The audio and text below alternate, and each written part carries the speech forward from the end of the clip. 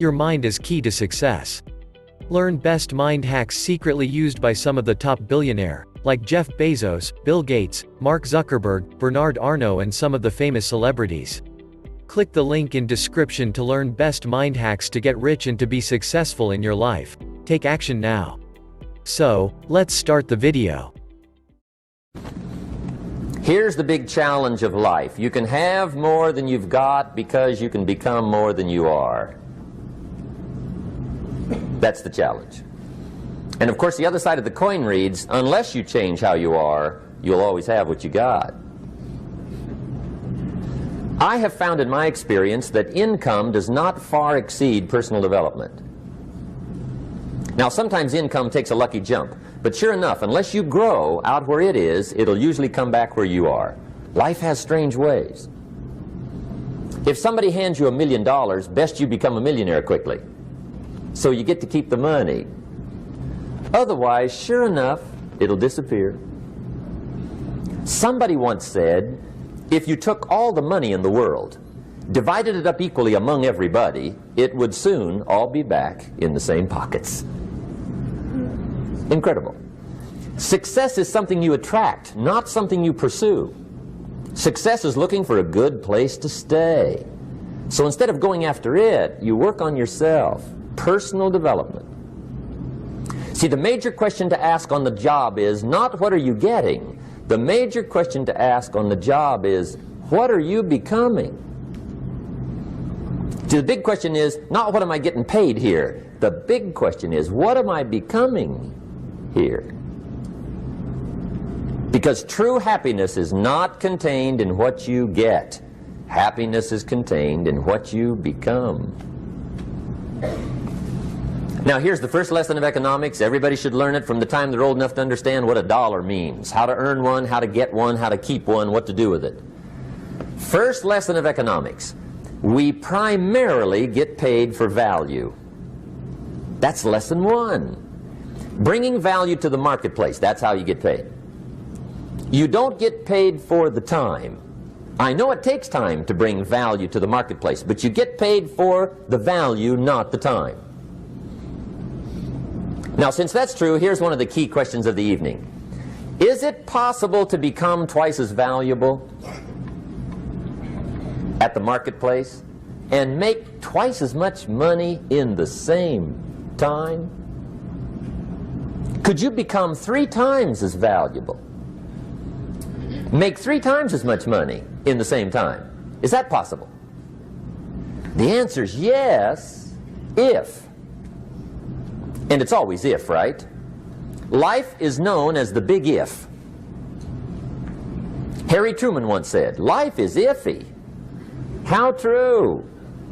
And here's the big if we're going to consider it tonight. It's possible to do much better at the marketplace if you go to work primarily on yourself. People have asked me for the last 24 years, how do you develop an above average income? And the answer is, become an above average person. Develop an above average handshake. Some people want to be successful, they don't even work on their handshake. As easy as that would be to start on. They let it slide, they don't understand. Develop an above average smile. Develop an above average excitement. Develop an above average interest in other people. Develop an above average intensity to win. See, that'll change everything. Probably one of the most frustrating experiences in life is looking for an above average job with above average pay without becoming an above average person. It's called frustration.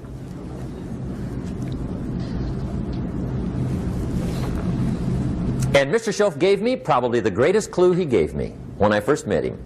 He said, Jim, if you want to be wealthy and happy the rest of your life, just learn this lesson well. He said, learn to work harder on yourself than you do on your job. For things to change for you, you've got to change. Otherwise, it isn't going to change. And whether I'm talking to high school kids or business executives, my message is always the same, and it goes like this. The only way it gets better for you is when you get better. And see, that's how life gets better for you, not by chance, but by change. Don't wish it was easier, wish you were better. See, that triggered my whole life change. Don't wish for less problems, wish for more skills. Don't wish for less challenge, wish for more wisdom. That's the key. Take full responsibility for what happens to you. It's one of the highest forms of human maturity, accepting full responsibility. It's the day you know you've passed from childhood to adulthood, the day you accept full responsibility. And another note, learn to reap in the fall without apology. Without apology if you do well, and without complaint if you don't. That's maturity. It's not what happens that determines the quality or the quantity of your life. It's not what happens. And the reason is because what happens happens to about everybody. No different. The sun went down on all of us last night. A common event, a happening. And I found out that the same things can happen to two different people. One gets rich and one stays poor. Why is that? It's because it's not what happens, but rather it's what you do that changes everything. So that's a key phrase. It's not what happens, it's what you do. What happens is about the same. You might put that in parentheses here. Same. What people do, that's what's different. Somebody says, yeah, but you don't understand the disappointments I've had. Come on. Everybody's had their share. Disappointments are not special gifts reserved for the poor. Everybody has them. The difference is what you do about them. It's not the weather. I used to blame the weather, and I discovered it rains on the rich. So see, that won't help. Two men wake up one morning, there's a rainstorm on. One of them looks out his window, sees the rainstorm, and he says, wow, what a storm. With weather like this, they can't expect you to go out and make sales. He stays home. Same morning, the other guy looks out his window, sees the same storm, says, wow, what a storm. But he says, you know what, with weather like this, what a great day to go out and make sales. Most everybody will probably be home, especially the salesman.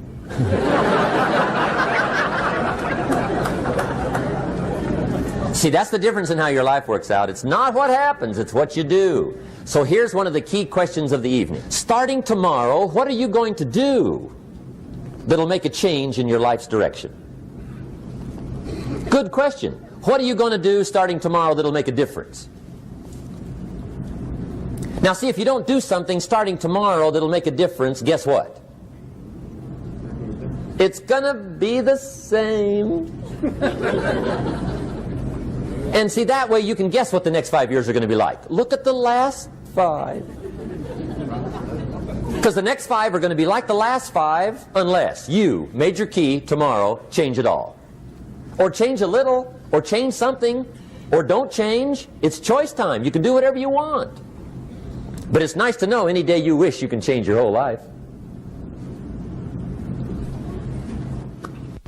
What can you do starting tomorrow that'll make a difference? Good question. What can you do with economic chaos, massive disappointment? What can you do with a broken heart? What can you do when it won't work? Good question. So if I had a word with you tonight, one-on-one, just you and me, I think my personal advice to you would be, reach down inside of you and come up with some more of those remarkable human gifts. They're there, waiting to be utilized. And then change anything for you you want to change. And I challenge you to do that because you can change.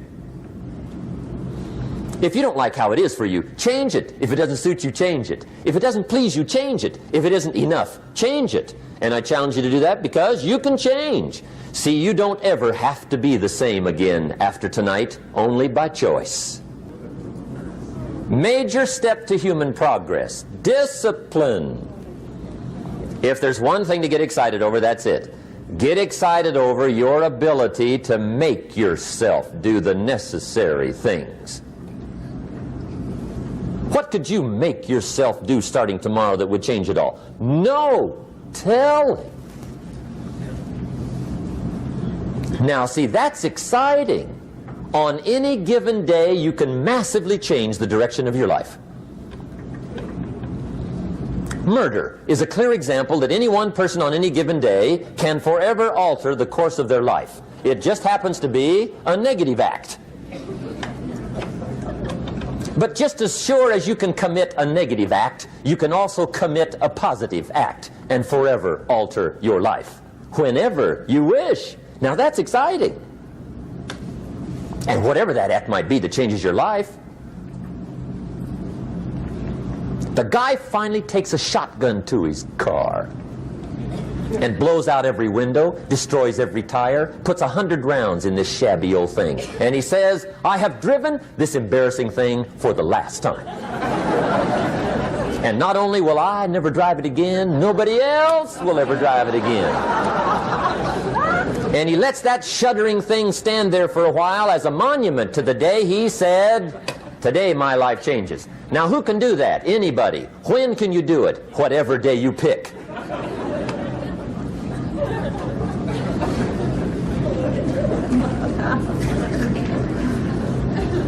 Now here's the key to discipline. Start with the little disciplines, get excited over the little disciplines, and get right on those, because those will lead to the big ones. You can't handle the big challenges in life unless you take on the little ones. Make a list of all the things you can do, get right on those. Find out how things work. The first key to doing better is find out. To change your life, really, you need ideas. There isn't anything an idea can't change. And Schoaf taught me the major problem is lack of an idea, not a problem. At first I didn't have any money. I said to Mr. Schoaf, I don't have any money. He said, that's not a problem. Now see, up until then I always thought it was. Right? I was confused. He said, no, the problem is lack of an idea on how to create money and wealth. It isn't lack of money, it's lack of ideas. So if you get the ideas, see, you can change anything. Now to get ideas, you need a constant study of finding out. Now Schoaf also said, when you find out something that works, put the information in your journal. Don't use your head for a filing cabinet. Put it in your journal so that you can do the next best thing. Repetition, repetition, repetition. Go over it. And if you repeat it, go over it, sure enough, someday, some mysterious day, the idea takes root, starts to grow, and shows up in your bank account, and your dress, and your personality, and your lifestyle. But capture the ideas in your journal. Find out how things work. Schoaf gave me this word for my life change. He said, study. Great word. If you wish to be successful, study success. If you wish to be happy, study happiness. If you wish to be wealthy, study wealth. Don't leave it to chance. Make it a study. Some people just go through the day with their fingers crossed. See, that won't do it. You've got to study the things that can change your economic, social, spiritual, personal life. Now here's a qualifying phrase. And we'll have several of these qualifying phrases throughout the seminar. Here's the first one. You may not be able to do all you find out. I understand that. You may not be able to do all you find out, but you should find out all you can do. See, you don't want to wind up at the end of your life and discover that you've lived only 1/10 of it. And the other 9/10 went down the drain. Not for lack of opportunity, for lack of information. Become a good reader. All of the successful people I know and work with around the world, they're all good readers. Curiosity drives them to read. They got to know. They just read.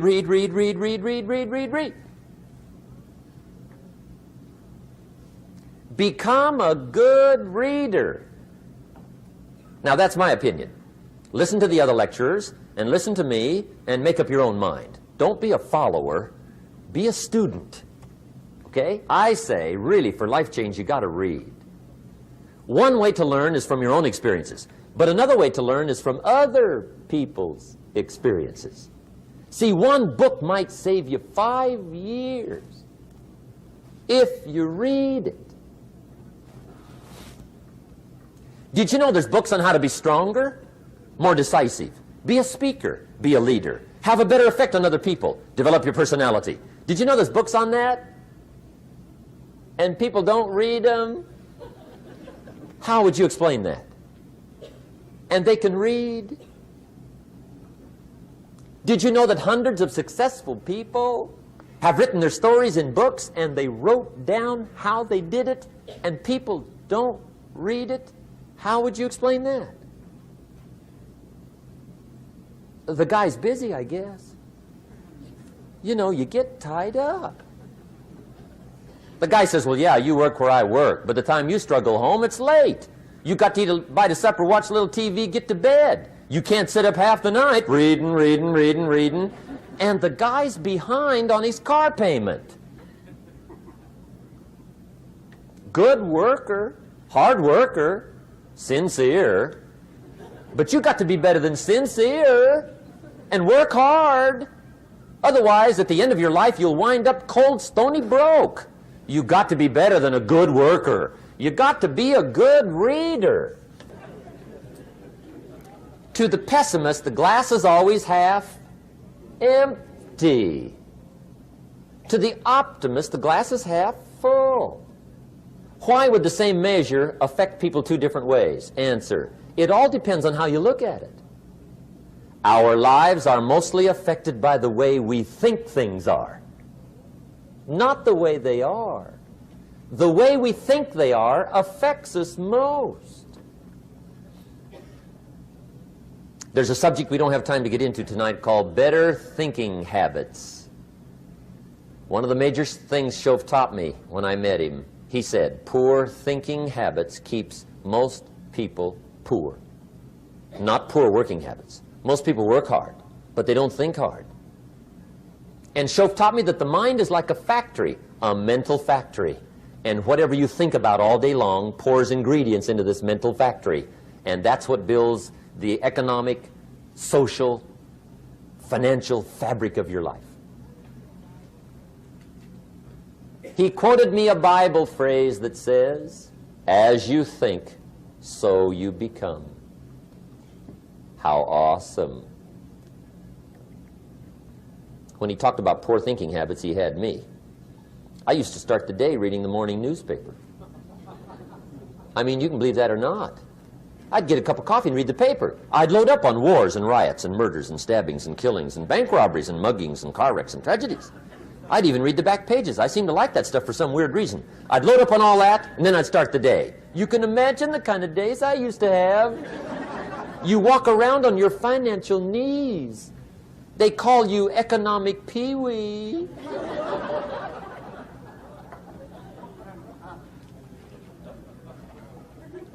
The guy says, I want to be a great leader. Wonderful. The first thing we do is follow him to his house. When we get there, we walk in and check his library, number one. Somebody says, well, why check his library?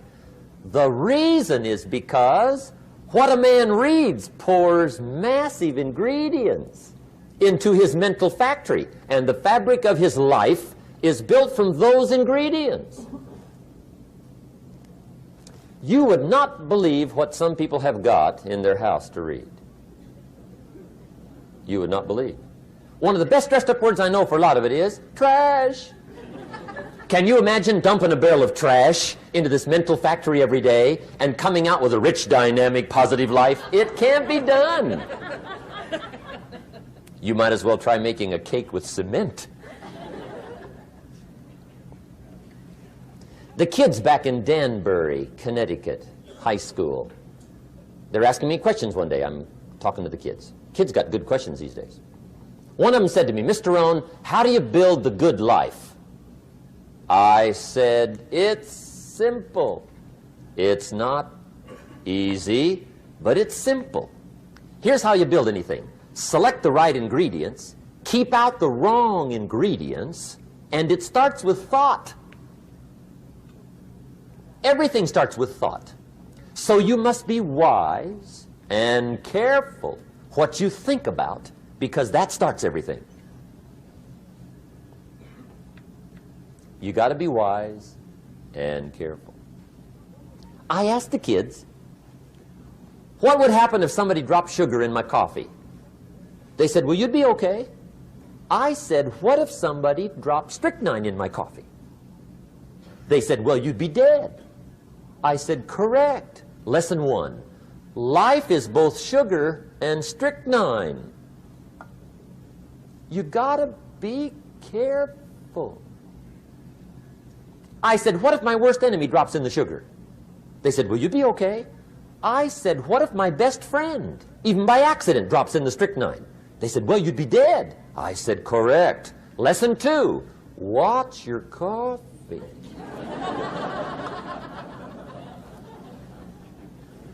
You got to be careful. See, it doesn't matter who hands you the bad stuff. It doesn't matter where you get the bad stuff. It'll still do its damage on your bank account, wherever you get it. Mr. Schoaf gave me one of the greatest phrases when I first met him, when he said, Jim, every day stand guard at the door of your mind. How important. Stand guard at the door of your mind. And you decide what goes into your mental factory. Don't let anybody just dump anything they want to in your mental factory, because you've got to live with the results.